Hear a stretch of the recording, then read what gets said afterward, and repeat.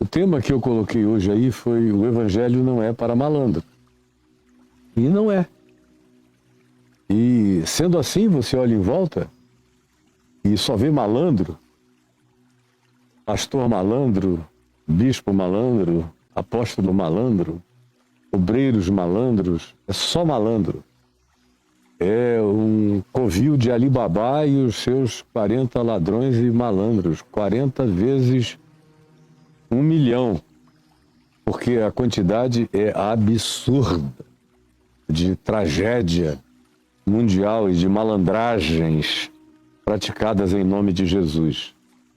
Ao contrário, quando a gente ouve, vê, lê, observa Jesus falando sobre as pré-condições, os pré-requisitos para alguém se tornar seu discípulo, você começa com ele dizendo a Nicodemos: importa-te ou importa-vos, importa a qualquer um que deseje ter acesso, ter vida, ter entrada, ter assento no que Jesus chamava de reino de Deus, no reino dos céus, que, como nós já vimos milhares de vezes, são expressões sinônimas, tem que nascer de novo.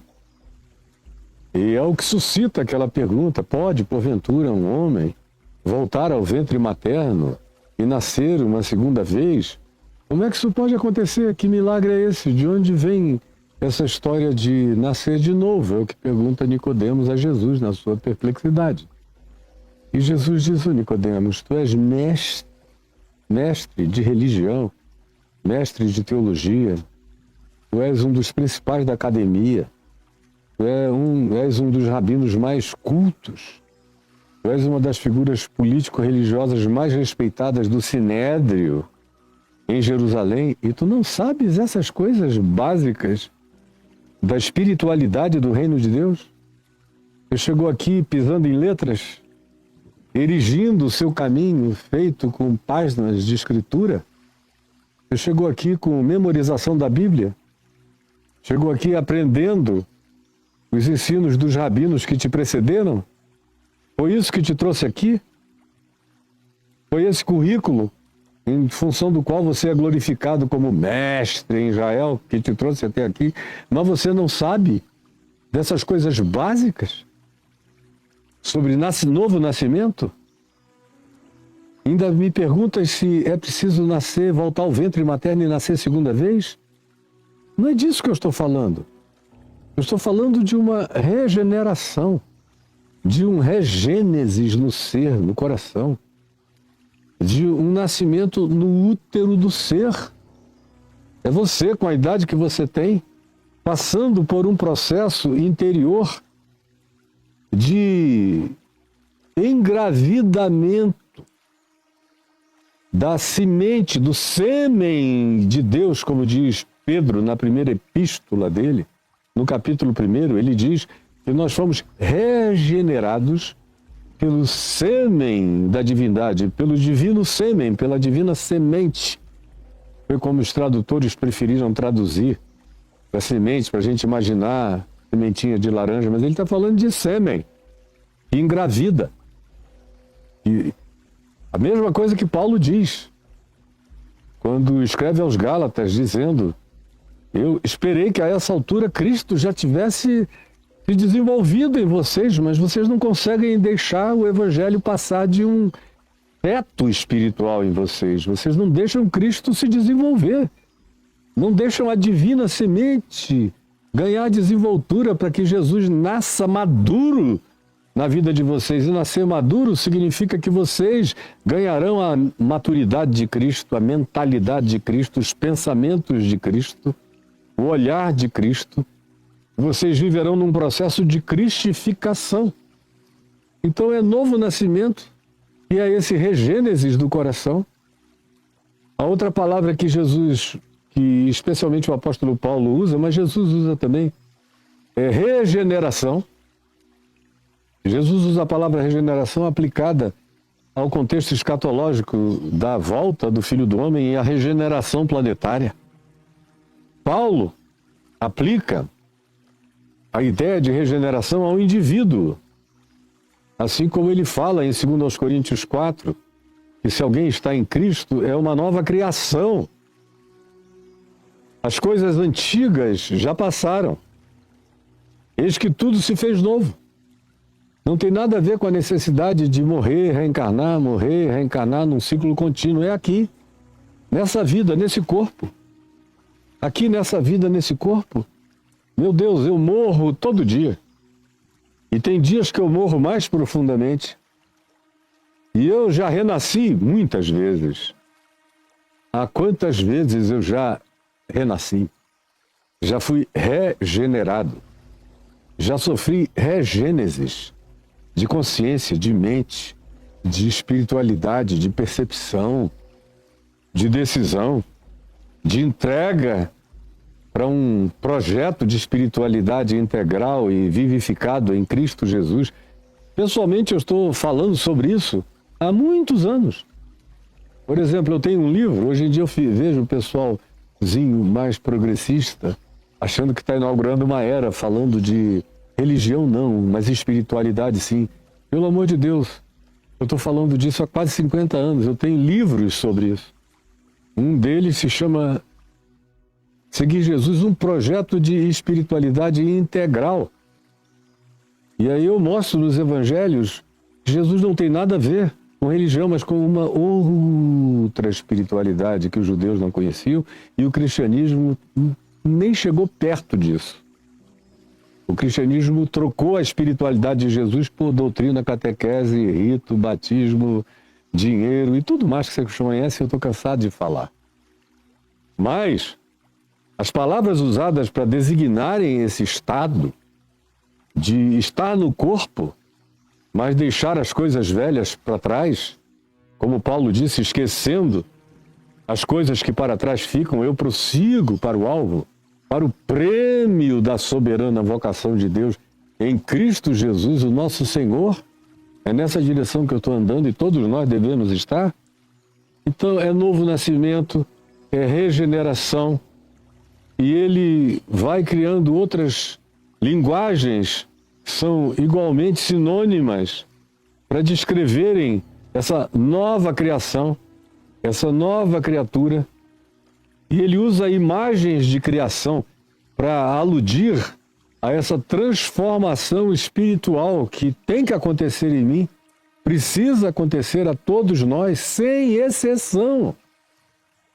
E aí Paulo, por exemplo, fala associadamente a Gênesis capítulo 1, versos 1 e 2, e disse Deus, haja luz e houve luz. Ele diz em 2 Coríntios 4, que foi o que aconteceu com ele na estrada de Damasco. Ele era como a terra sem forma e vazia, um universo caótico. De repente, no meio da agonia, da caoticidade da existência dele, veio aquela voz na porta de Damasco dizendo, haja luz e houve luz. E ele diz em 2 Coríntios 4, e de trevas resplandeceu luz, que iluminou a glória de Deus resplandecente e manifesta para mim na face de Cristo Jesus.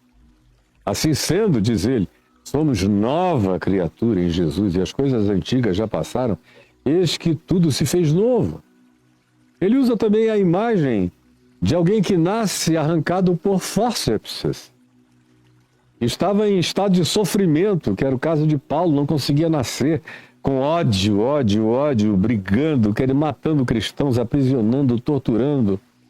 Ele virou o brilhante Ustra do judaísmo, matando gente, se jactando disso. Paulo, antes de encontrar Jesus, foi o cara mais horroroso, presente ali na Jerusalém dos massacres, antes da conversão dele.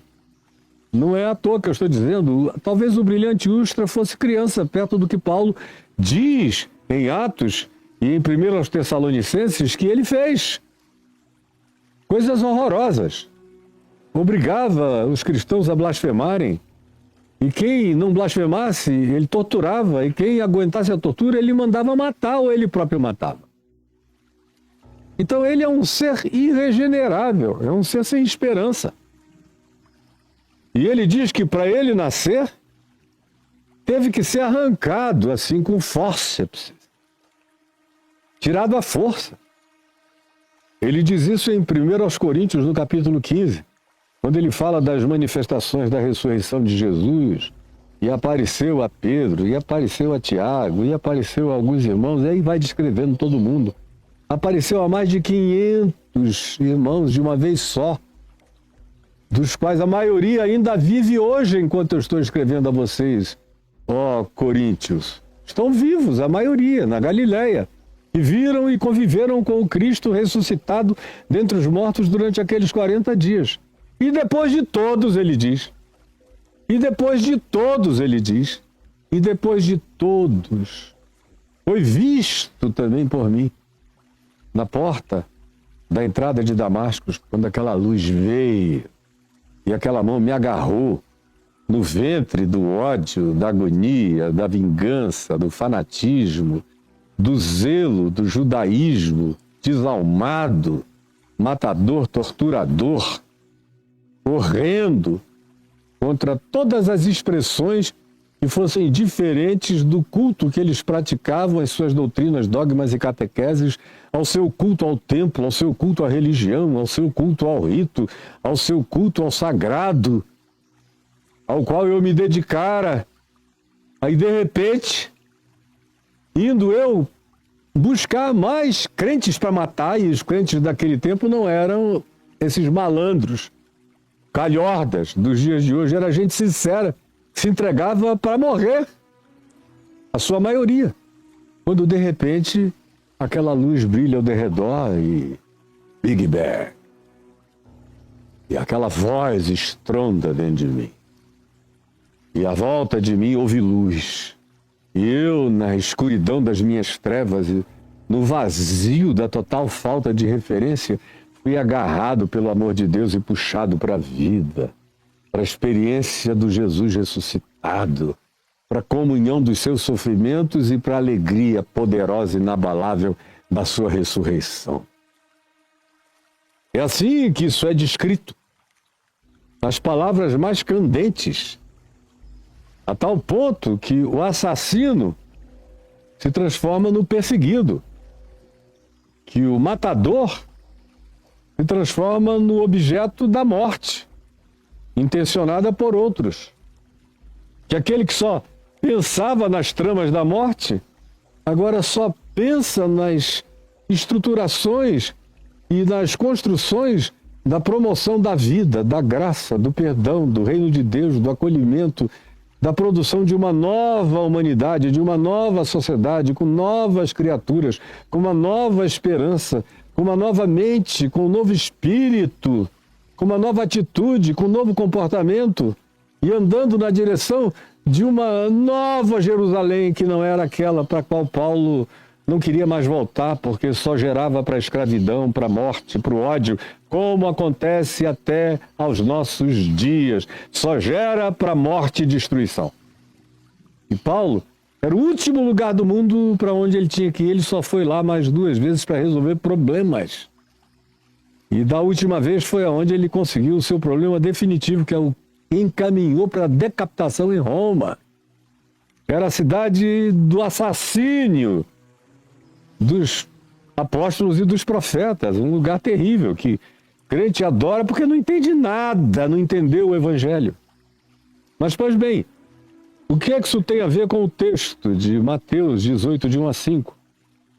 Que eu vou preferir hoje adotar o texto de de Lucas, um texto de Lucas, capítulo 9, de 46 a 48, e conta a mesma história, de maneira até mais resumida, mas muito mais candente diante da minha percepção.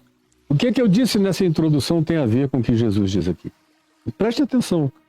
Se você não estiver com ouvidos mocos, você vai entender completamente. Diz assim o verso 46 de Lucas 9. Levantou-se entre os discípulos, entre eles, uma dissensão, um desacordo radical, uma discussão. O diabo entrou onde tem diabo, que começa com esse prefixo di. Quase tudo que começa com di determina no prefixo divisão, como é o caso de discussão, como é o caso de dissensão. Houve uma dissensão. O senso comum foi rachado. De repente, eles se partidarizaram. E não era um grupo contra o outro, eram todos uns contra os outros. Foi entre eles que isso aconteceu. E o tema é patético. Era patético na presença de Jesus, com eles andando com Jesus. Foi patético durante esses 2000 anos, quando esse tema jamais foi vencido. O que a gente vai ver hoje é um tema que nunca foi vencido. E não tem ninguém aqui me assistindo que já não tenha visto isso se manifestar. Não apenas numa dissensão, mas hoje em dia eles fazem isso e levam as vias de fato, eles brigam. Eles vão para os tribunais, eles processam uns aos outros, eles saem no tapa. Eu conheci líderes religiosos quando eu era presidente da Associação Evangélica Brasileira, líderes das maiores denominações do Brasil, que contratavam pessoas para darem surra em pastores, líderes de certos campos com milhares de membros, para o cara assinar um documento transferindo templo, banco, igreja, papagaio, 60 mil crentes para o domínio desse outro pastor. Houve um deles que levou um pastor idoso de 70 anos para o porão da igreja, amarrou o cara e mandou os seguranças dele, uns grandões enormes. É mania de pastor pentecostal ter segurança, não sei para quê. Não sei para quê. A não ser que seja por causa do mal que praticam. E aí amarraram o pobre do velho, que já faleceu, e deram-lhe uma surra até ele transferir o campo. Outros tiveram suas famílias ameaçadas. Ou você passa isso para mim porque eu tenho status e tenho tempo de casa maior que você e eu vou ser o líder. Você está pensando que eu estou de brincadeira? Não foram 4, 5, 6 casos, são milhares de casos. Quando eu me converti em Manaus, há 51 anos atrás, menos de um ano depois, eu já assisti um caso desse. E teve que ter interferência da Polícia Federal. E um dos malandros apanhou tanto ao provocar a Polícia Federal, e naquele tempo não havia os rigorismos da lei, a gente estava no meio da ditadura. Era 1973, a coisa era braba, e ele quis encarar os federais, levou uma surra que saiu fugido da cidade e vendeu a igreja com crente, banco, templo e tudo para uma outra denominação, para a Igreja do Evangelho Quadrangular. E até há pouco tempo atrás esse malandro ainda estava vivo em Minas Gerais. Eu já me converti assistindo essas loucuras.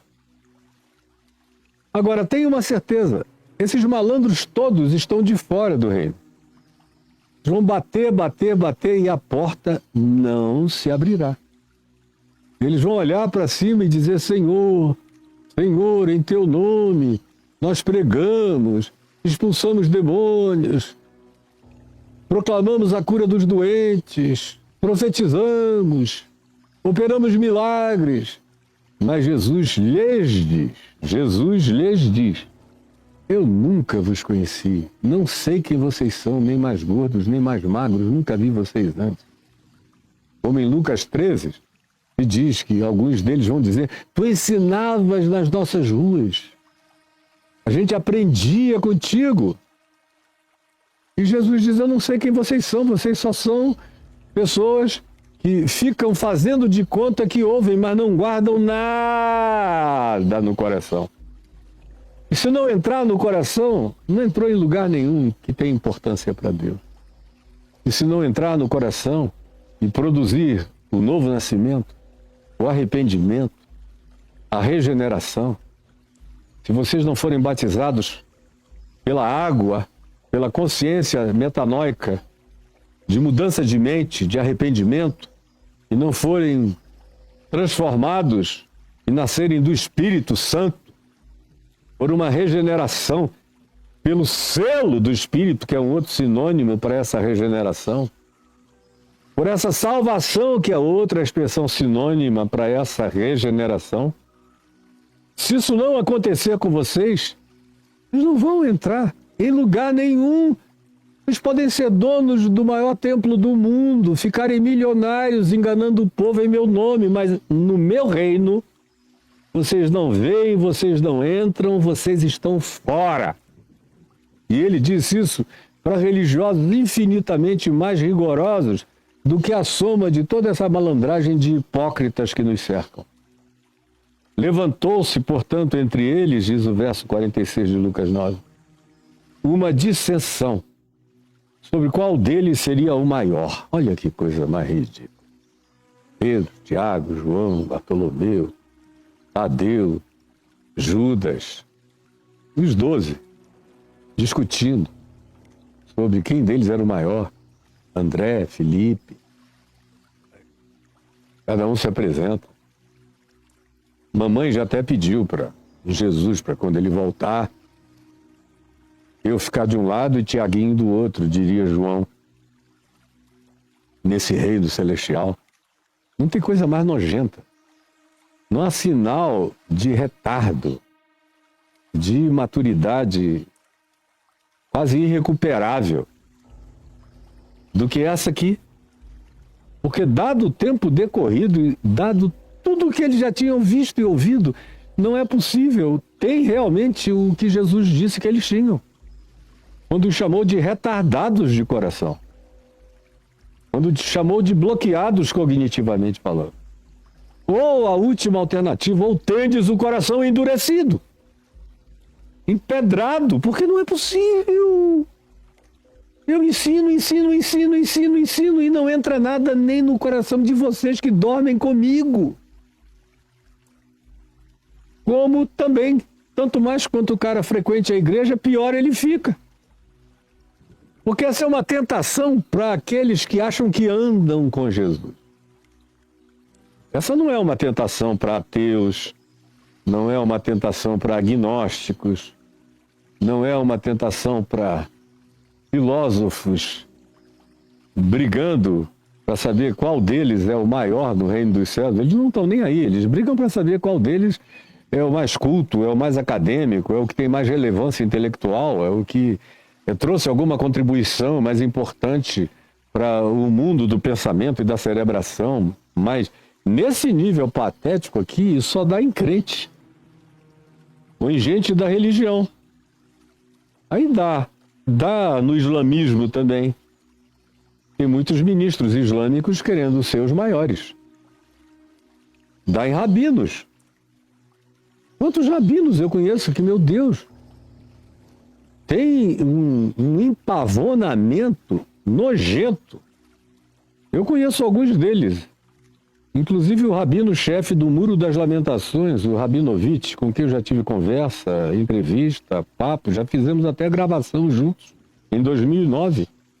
E eu saí da sala dele dizendo para Adriana, meu Deus, que homem mais empavonado, arrogante, e cheio de soberba, e crendo que ele faz parte de uma categoria supra-humana.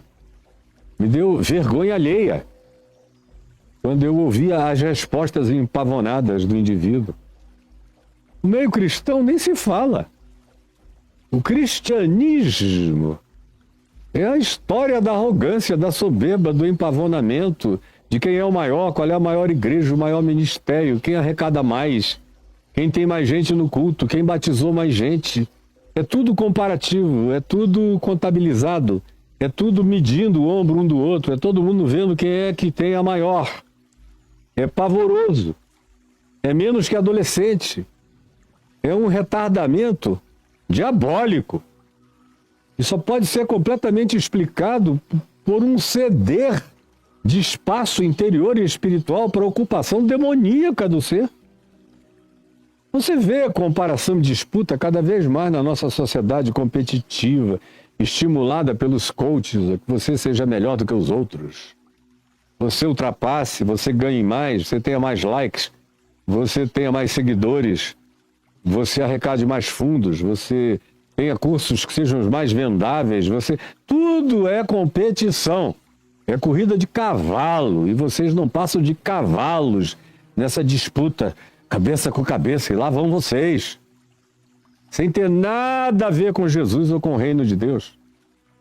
Sem falar naqueles que se acham mais espirituais e mais sublimes do que os outros.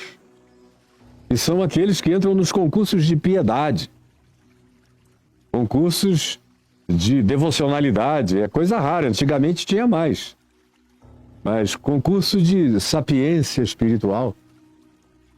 Ou alguns que aprendem teologia para transformá-la em instrumento de impressionamento do outro ignorante, sob o pretexto de que você vem carregado de uma espiritualidade, de um conhecimento superior, mas não passa de uma demonstração de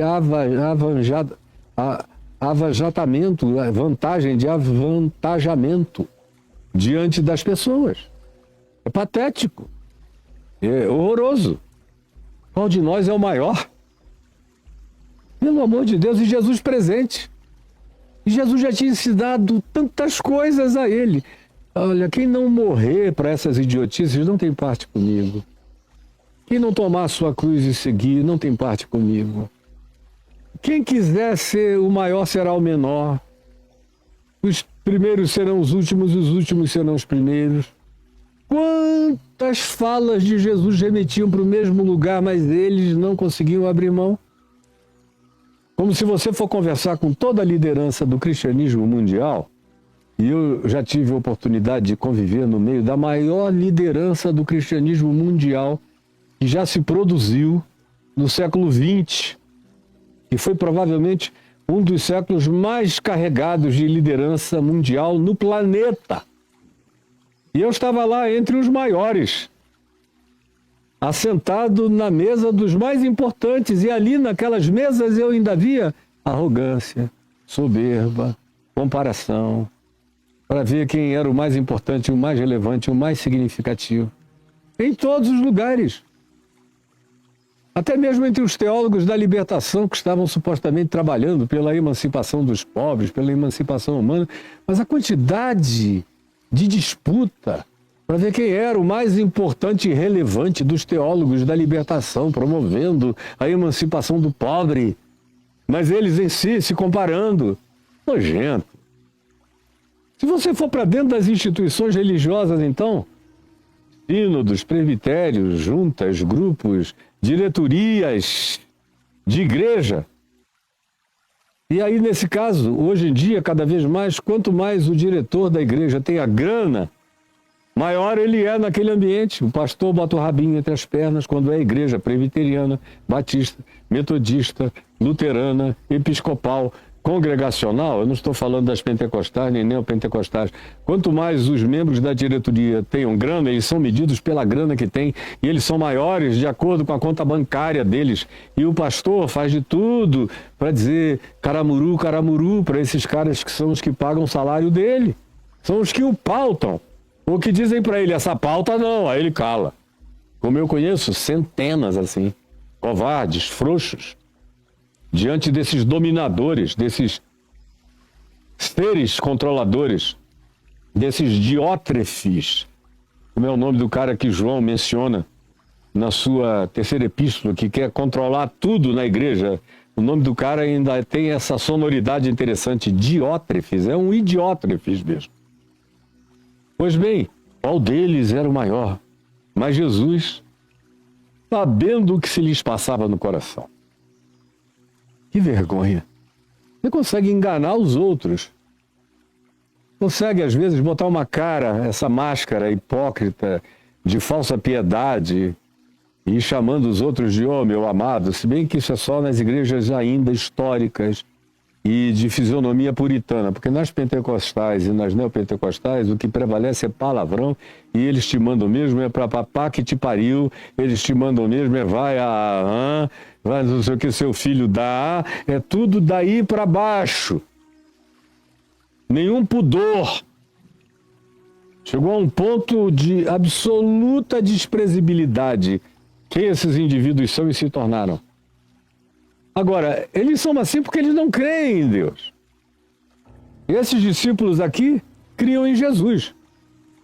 Eles só eram toscos, ogros, burros, retardados, entupidos, blindados, soldados, Quando eu digo soldado, é com solda mental, para não entender.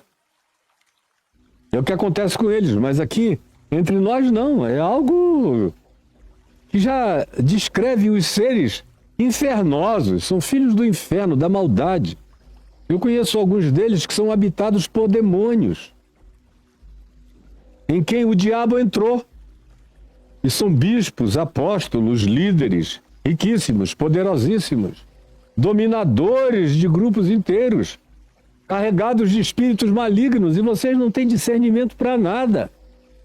E eles nem mais em Jesus creem. Eles acham que podem fazer o que quiserem, que não haverá consequências. Eles tratam a Deus, como diz o Salmo em várias ocasiões, como se eu fora igual a eles, diz o Senhor. E acham que como o juízo tarda, é porque não vem. E em não vindo, eles podem ficar cada vez piores. E eles manifestam esse horror deles com essa soberba que Paulo diz é o pecado essencial do diabo, é a soberba. Por isso ele diz, não ordenem gente imatura para o ministério, neófitos, para que eles não caiam na condenação do diabo. E logo, logo, como eu vejo aí na internet, uns garotões andando para lá e para cá, todos requebrosos no palco. São seres que a palavra palhaço é completamente inadequada na sua mansidão para descrever o diabolismo desses jovens que reúnem milhões ensinando mentira e se colocando como eu sou o mais poderoso, eu recebi unção incomparável, e o povo lá aplaudindo, aplaudindo. Está todo mundo perdido. Se continuarem assim, quem vai assentar na mesa do reino de Deus são todas as meretrizes, pecadores. Todos os que eles consideravam os perdidos são os salvos do reino de Deus. E eles que se consideram os salvos são os perdidos, que vão ficar batendo na porta e não vão entrar na casa do Senhor. Não vão. Sabendo Jesus o que se lhes passava no coração daqueles discípulos, imagina o que Jesus vê acontecendo de diabolismo no coração desses líderes religiosos todos. Sabendo da doença, do franqueamento de uma brecha para a entrada de Satanás na alma e no coração deles, porque se tem um assunto que o diabo gosta é esse, quem é o maior? Porque foi o tema da queda de Satanás, foi eu sou o maior,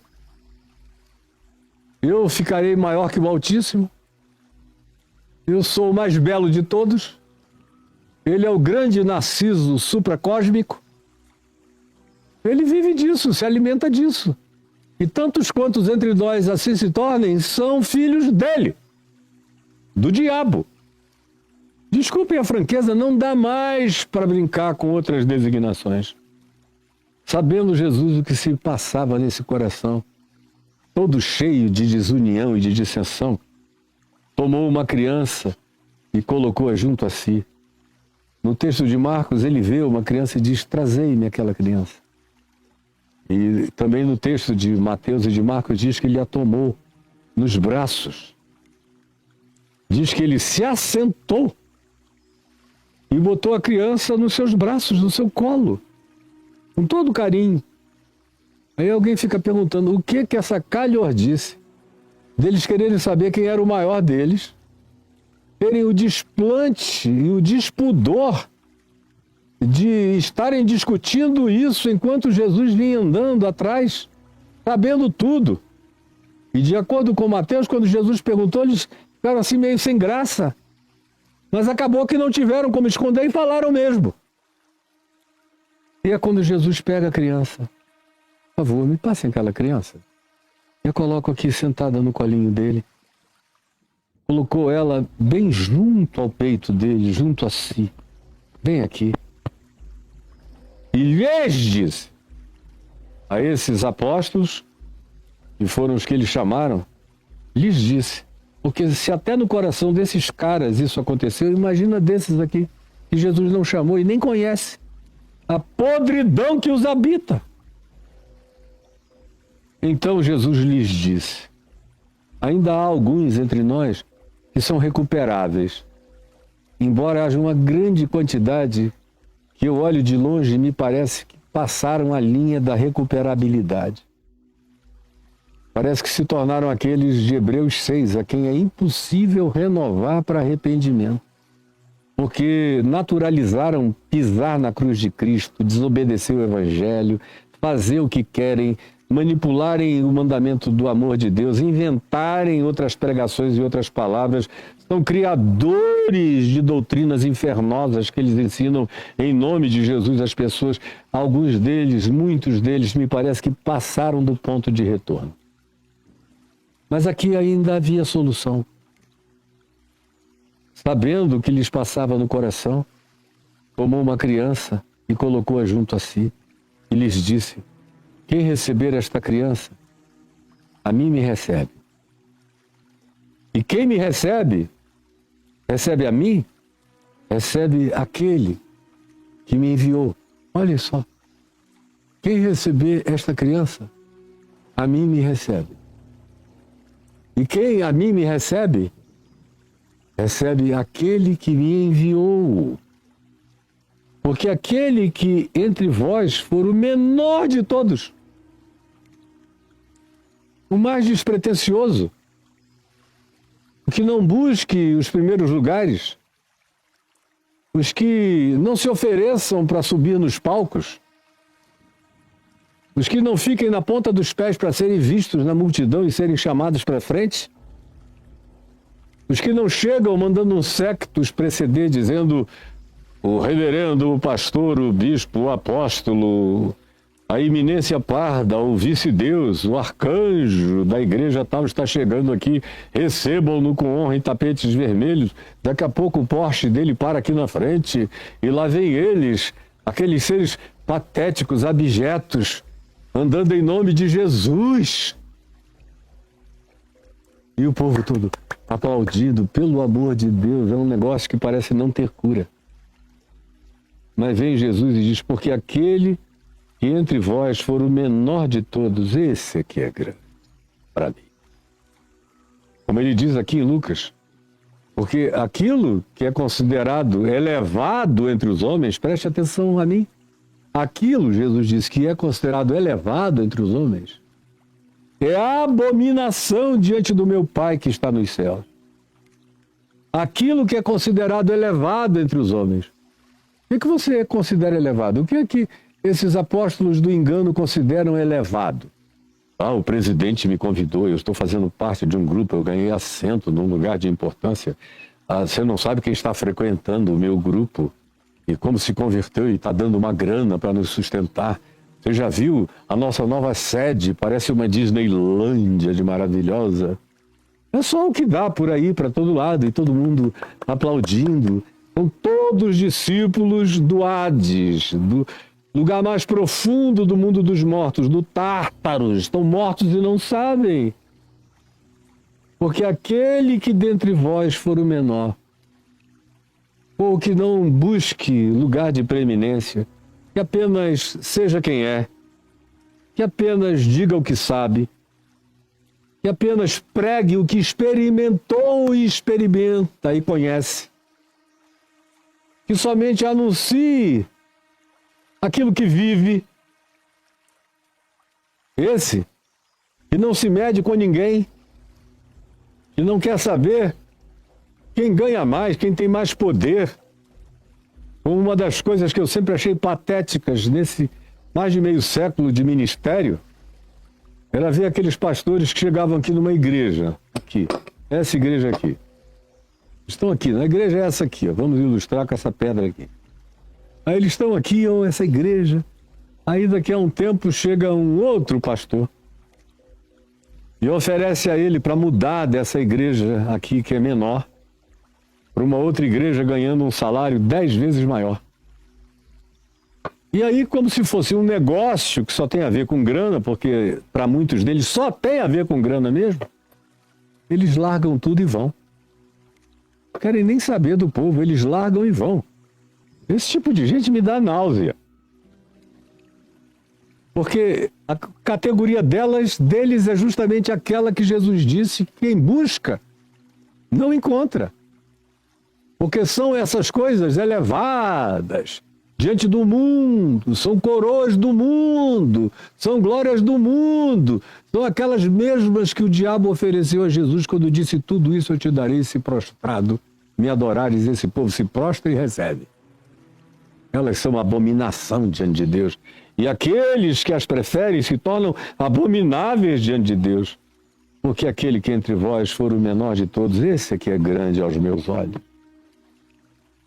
É o que entra no seu quarto, é o que fecha a sua porta em secreto, é aquele que fala com o Pai que está em secreto, é aquele que não toca a trombeta, é aquele que tem discrição, que não faz alarde, que tem pudores na prática dos dons espirituais, que não é histriônico, que não é gritalhão, que não é histérico, que não é um ser enlouquecido, correndo de um lado para o outro, de um alucinado, de um palco de loucuras e de promessas mentirosas para enganar esse povo que não entende nada, achando que isso que é glorioso, e olha como está cheio, como vem me ouvir, como eu sou cada dia mais bem ranqueado. Esses se tornaram abomináveis diante daquele a quem Jesus chama de meu Pai que está nos céus.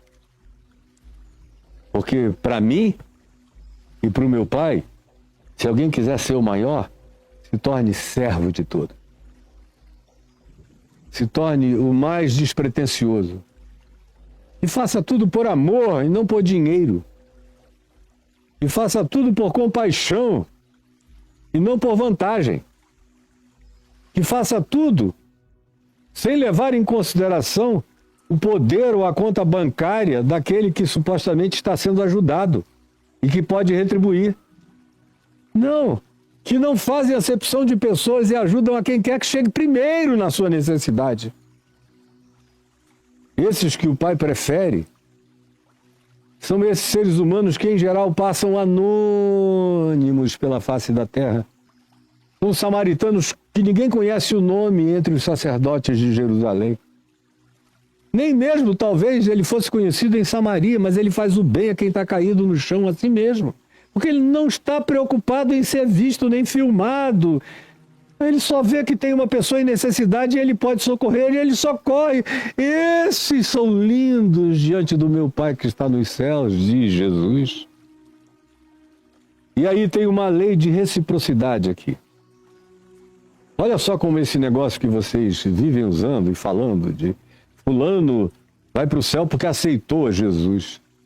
O que é aceitar Jesus para você? Levantar a mão num culto? Levante a mão agora quem quer aceitar a Jesus como seu Senhor e Salvador e vem aqui à frente.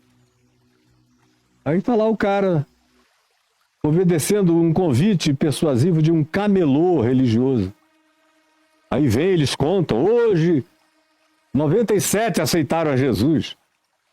Foram lá sem saber nem o que era aquilo. No meio de 100 tem um ou dois ou três que entenderam alguma coisa, a maioria não sabe nada, vai embora. E na porta ainda pergunta, escuta, isso não significa que eu tenho que ser batizado não, né? Isso não significa que eu tenho que passar a dar o dízimo não, né? Eu só fui lá porque eu vi muita gente indo e eu fui também, né? Mas você considera que aceitar a Jesus é isso? Tem gente que vai logo perguntando, quando você dá um testemunho singelo de uma pessoa querida, que acolheu com tanta graça o amor de Deus, aí a pessoa ainda tem coragem de, depois de tudo, te perguntar, escuta, no final de tudo, ele aceitou a Jesus como Senhor e Salvador, e você fez uma oração de entrega e de renúncia com ele? Olha, é porque eu sou convertido de verdade. Mas eu já tive na minha juventude muita vontade de pegar um cara desse, trucidar todinho, quebrar osso por osso, e deixar desmaiado, hospitalizado de tanta raiva que dava. Eu digo, não é possível. O cara faz a boa confissão em Cristo Jesus e abre o coração e ele está querendo que eu obrigue a levantar a mão para os céus, para estragar tudo, para transformar tudo num gesto patético e teatral? Quando Jesus diz que recebê-lo é algo muito mais profundo. Olha só o que Jesus diz. Que Quem receber a esta criancinha que está aqui comigo, quem receber de coração, está me recebendo, está me aceitando. Quem acolhe crianças, quem adota órfãos, quem ajuda pequeninos, quem protege os desfavorecidos, quem acolhe os órfãos e as viúvas nas suas necessidades, quem envia suprimentos, quem provê teto e cobertura, quem ajuda sem saber a milhões de crianças que estão em acampamentos, passando fome, desidratadas e morrendo todo dia. Esses que acolhem essas crianças, Jesus diz: a mim me acolheram. Os que ajudam, e os que vão, e os que pegam, e os que abraçam, e os que vacinam, e os que dão soro de revitalização, e os que cuidam das feridas, todos esses em todos os lugares, os que veem uma criança ser maltratada por pai e por mãe, tomam providências de proteção genuína e de acolhimento real. Jesus disse, não eu, Jesus disse: quem faz isso com uma criança está fazendo isso comigo, está me aceitando como Senhor e Salvador. Na sua igreja se faz isso? Outro dia eu vi um pastor dizendo: quer ajudar pobre? Tire primeiro o dízimo e as ofertas aqui da igreja, que são de Deus. Deus é o bolso dele. Que são de Deus. Se você quiser gastar dinheiro com o pobre, tire de outro lugar, mas do dízimo e da oferta aqui, que é de Deus, e Deus é o bolso dele, não. Não se tira dinheiro de dízimos e ofertas para ajudar pobre. Pobre que se dane. Parece até um personagem do Chico Anísio, esses caras todos. Se tornaram figuras que no passado eram apenas caricatura do Chico Anísio ou do Jô Soares, mas se tornaram todos reais, concretos e verdadeiros. E aí você acha que levou alguém a Cristo porque fez um cara premido pelas circunstâncias, aflito, sem alternativa, envergonhado no meio de uma multidão, levantar a mão assim. Aí o outro: aceitou mais um nome escrito no livro da vida. Porcaria nenhuma. Nem o teu e eventualmente nem o dele. Ele com muito mais chance de ser alguém cujo nome é escrito no livro da vida do que o seu, que é um mentiroso falastrão. Quem recebe uma criança, recebeu Jesus.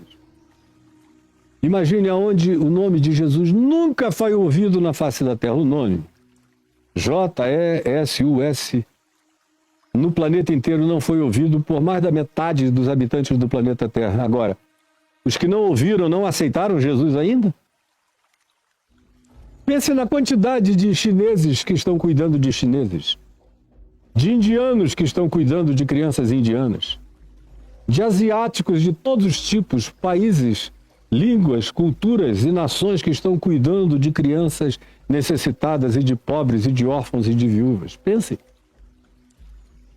na quantidade enorme de gente agnóstica, ou sem fé, ou sem religião, ou ateus até, cuidando de gente que não tem como se cuidar. Jesus está dizendo: esses aqui me receberam. Esses aqui eu conheço. Esses aqui podem olhar para os céus e esperar de mim, porque eles têm parte comigo e eu tenho parte com eles. Mas com vocês, eles vão bater e ficar de fora. Ele prossegue nessa lei da reciprocidade, do quem receber em meu nome, a mim me recebe. E toda criança desvalida, todo órfão, toda viúva, todo ser desamparado, não precisa ser entregue a ninguém em nome de Jesus. Em nome de Jesus é só uma força de expressão, porque estar desvalido já está exclusivamente sob o interesse absoluto de Jesus. Todo ser humano, orfanado e desvalido, está sob o interesse absoluto de Jesus. De modo que quem cuida dele, de Jesus cuida, como Jesus disse: vinde benditos do meu Pai, porque eu tive fome e me deste comer, tive sede e me deste beber, eu estive nu e me vestiste. E vocês sabem a sequência toda. Aquele que receber a um desses pequeninos, a mim me recebe. A mim me recebe.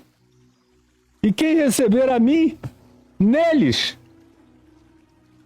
Quem receber a mim, neles.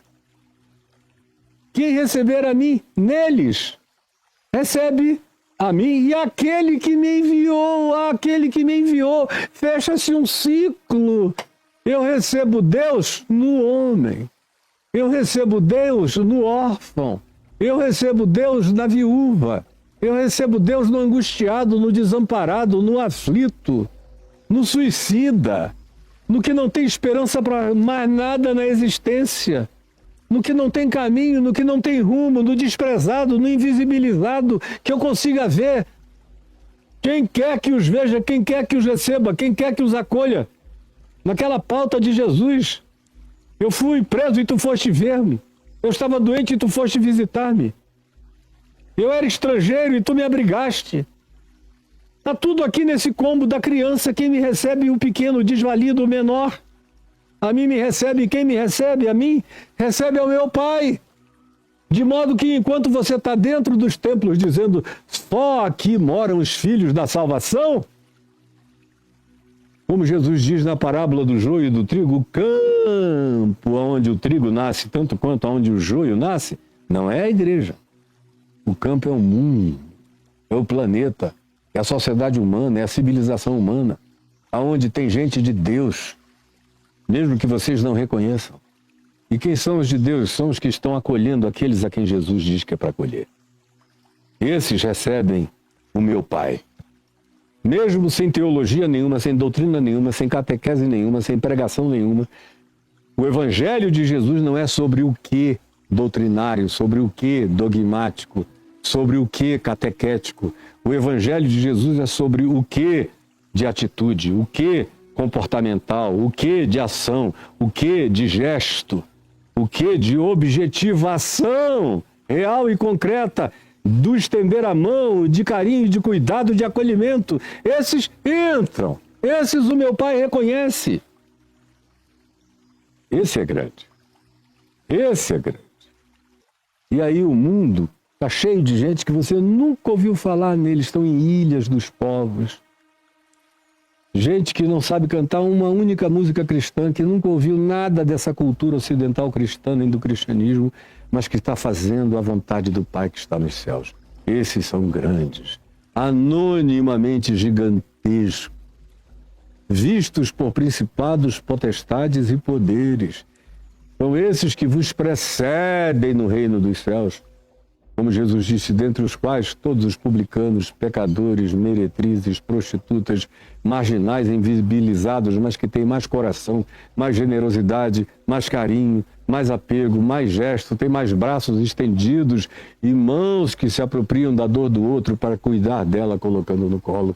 Esses entrarão no reino enquanto vocês vão ficar de fora e vocês estão aqui, seus diótrefes, discutindo quem é o maior.